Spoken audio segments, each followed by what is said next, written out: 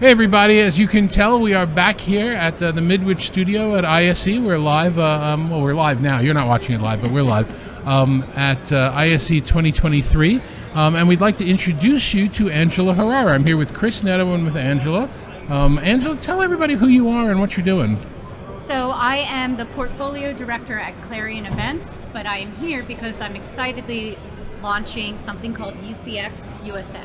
Now Clarion owns the UC Expo show in the UK, amongst other properties, correct? They do, under the Imago Tech division. Okay. But here in the US, it's going to be under Clarion Events. And they've asked you to essentially port that show or a version of it over to the US. Yes, about a year ago, some of the vendors had said they have such a great experience at UCX in Europe, so that's London, Manchester, and some leader summits. And could we investigate bringing it stateside? And so we have, and what we've identified is we spent months doing research with AV professionals, IT professionals, contact center professionals, and really what we heard loud and clear is they want an opportunity for connections, thought leadership, and just really learning from each other, peer-to-peer learning. Okay, so I'll ask you the sandbag question, the unfair question. Why you? Why'd they pick you to do this? What's your background? So my background is, it actually comes from a completely different industry in a very large event. So I came from vision industry, so that's mainly optometry, opticians, everybody like that. Why did they pick me? Tenacity. I think that's the answer.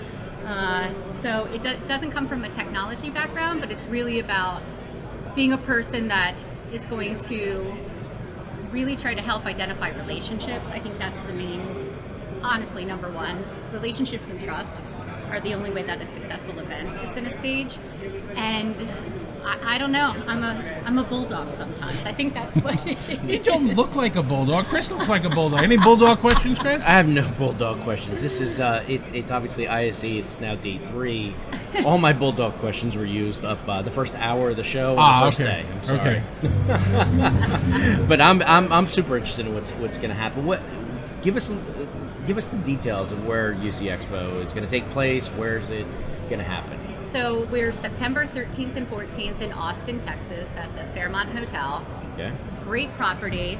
And we start, day one is really about matchmaking, and we're going to host about 150 people in the procurement area, like the ready to procure products. Kind of do a matchmaking, very small portion of the meeting. But it's not speed dating. So I want to be very clear. Okay. We're not speed dating. What we have is, if you're part of the attendee that's being part of that experience, you'll have about 3 to 4 meetings that you'll have, while the vendors will be having meetings back to back.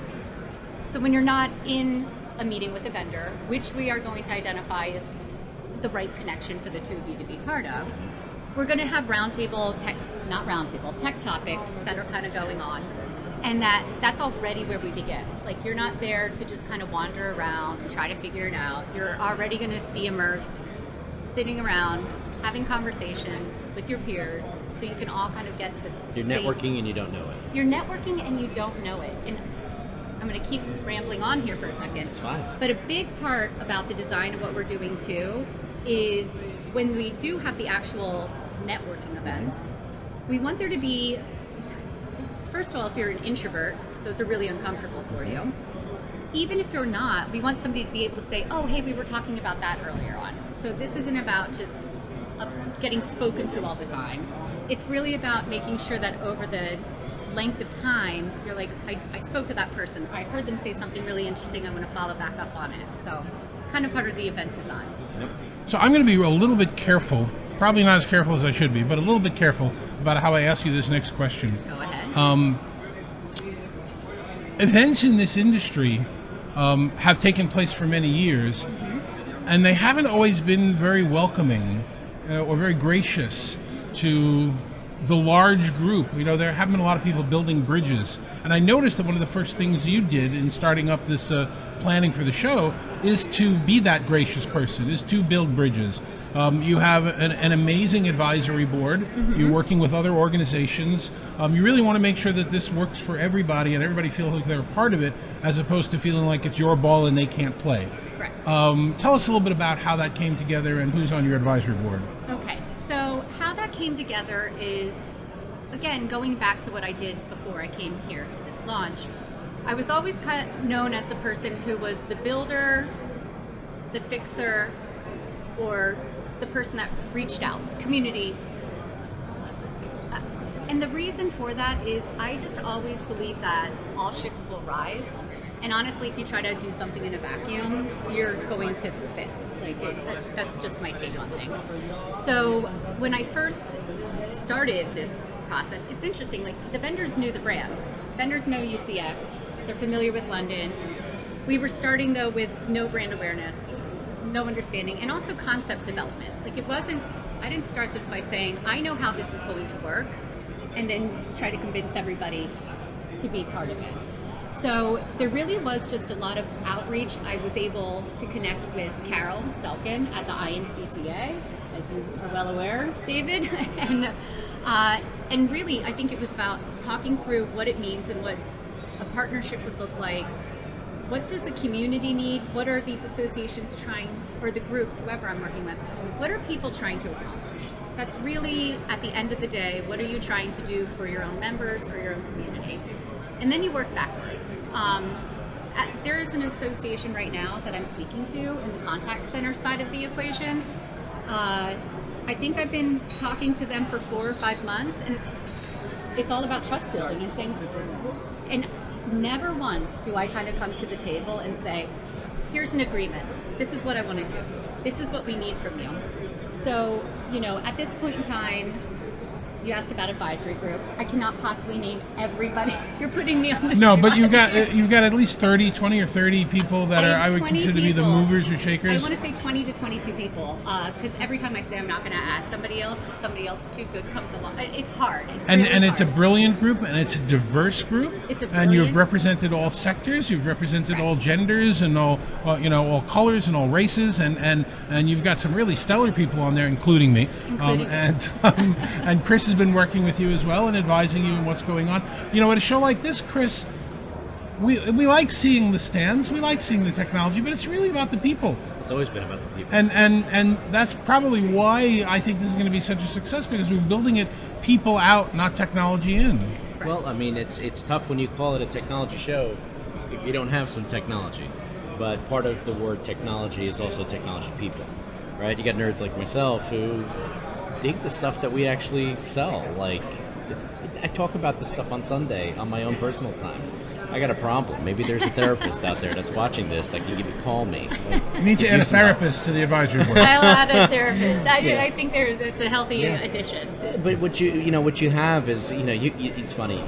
You're giving the board a very, very proper, very, very robust, very well known, very brand. They're all nerds. They're all people just like us, and that is part of the appeal, is that it's a very grounded kind of thing. They're not, they're not untouchable people. These are people that are out on the trade show floors the same as us, right? So that makes a big difference because they're accessible, right? And we know who these people are, and going through the website, I can name 90% of them, But it's interesting. There is room for plenty of trade shows. For the folks that may be listening and going, oh my God, another trade show. There's room for trade shows. Remember, we just went approximately almost 3 years with start-stop trying to get this point. Right. And the target audience or the target market for you guys is the unified communications area. Correct. So, in the large scheme of things, like in an ISE, that's a hall. Right. You're going to take a hall and you're going to do one of those marketing things where it's like the blown up version where it spills out into a bigger form. So tell us about what makes unified. Why? Okay. So do I have to take it back to the UK? Where is the unified communications appeal? Is it because of the current attitude and climate in the industry where more remote, more hybrid? The word you're looking for is hybrid. Oh, hybrid. God. Yeah, I don't like using that word, but go ahead. Well, I think it goes back to what return to work looks like. I mean, we're, as David is the first to talk about, we're in version 1 of what return to work looks like. And when you look at the UC&C side of the equation, there's still more questions than answers. Absolutely. For how people are going to move forward. There are definitely some organizations that are forward thinking in everywhere from investing in the technology into looking at best practices for what return to work looks like. There are people that are still getting by with decisions they made, when we all went into lockdown. But we also know that there's just more and more opportunity. And I think I was talking to you, Chris. I scribbled it down from somebody, but it's also the conversation that AV is part of the new IT. Okay, folks. Depends who you're talking to. Depends on who you're talking to. I don't want to get into an AV IT versus AV or AV is IT discussion. There's plenty of folks out there that will do that. So I will. That wasn't me. Okay. That was not me. That was not you. But it was somebody. It was somebody. But also because, listen, I'm one of those people. Yeah. I'm one of the people that was able to take a new job that wasn't based on geographic location, have my setup at home, and I know I'm fully remote, in an organization that's hybrid at this point in time. And as a professional sitting there, I understand how important this technology is and what the advancements are. So I think, having people come together, some of the questions that we had during an advisory board meeting, they were, all over the place, right, David? You could get... I still see the Post-its when I close my eyes.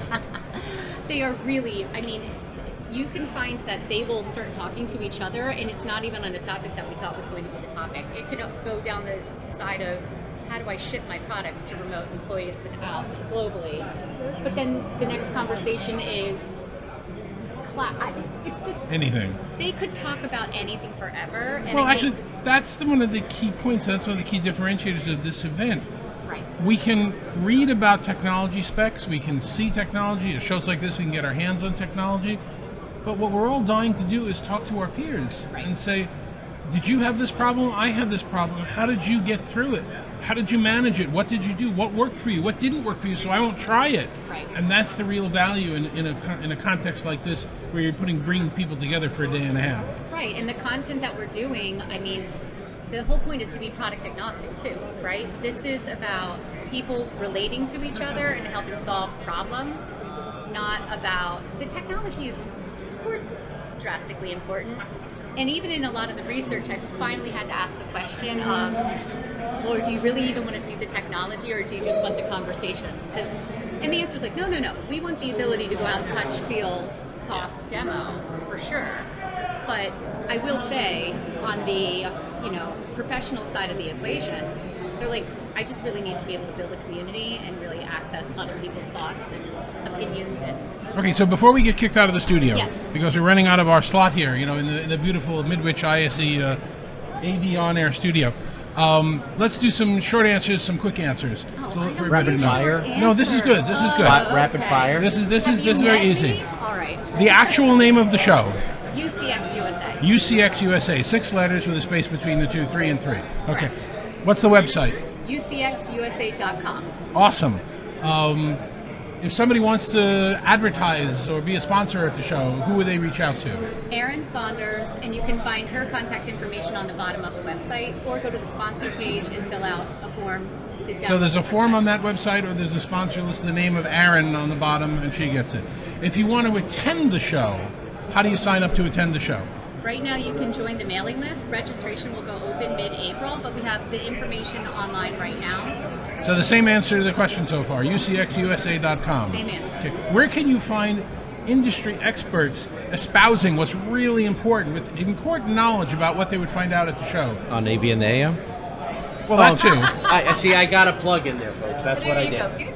But you've done some professional recordings of people. Well, Yes. We're launching UCX 360, which is going, and I do have a very professional recording on Mr. David Danto in the queue, but we're launching it into UCX 360, so there'll be a lot of information digitally that people will be able to access. Okay. Short answer. Awesome. Yeah, I went back to my hotel room last night. I was exhausted after the second day of ISE. I flipped on my computer to see, what email I missed at the other side of the world, and there I am talking to myself on LinkedIn. So it's And you know, it made sense. So that was really cool. Okay, what should somebody do if they feel that maybe you should reach out to them because it's somebody that you're going to want to have at their show? Anybody can directly reach out to me. I'm also listed on the bottom of the website, so UCXUSA.com. We've also just brought somebody in, Sean Largay, who's doing all of our attendee outreach. This isn't mass marketing. This is peer-to-peer, one-to-one. So Okay, Sean's so information is on there. UCXUSA.com, bottom of the page, find the names, click who you want to talk to, find the forms, and eventually find the content. Did I Or miss anything? email me, Or email, what's your email? Angela.Harar@Clarion, CLARION events.com. Okay, and you asked the other questions before that were really important. Ask those again about the where and the what time and the what day and the when and... Okay. Like he said. Like he said? What day? What time? What month? Give us the basic rule. We're going to keep it cool. We're going to Austin, Texas. Okay. September 13th and 14th Okay. this year. And it'll be at the Fairmont Hotel. And we're going to have a good time. So we're going to have a lot of good conversations. That's all that matters. But we're also going to have a good time. Okay, that's important too. Angela, thank you for spending time with us today, and thank you for pulling all this together, and I wish you good luck, and I know I'm going to be there, so, you know, we'll all do our best to make it work. Thank you. All right. We're excited. Thank you both.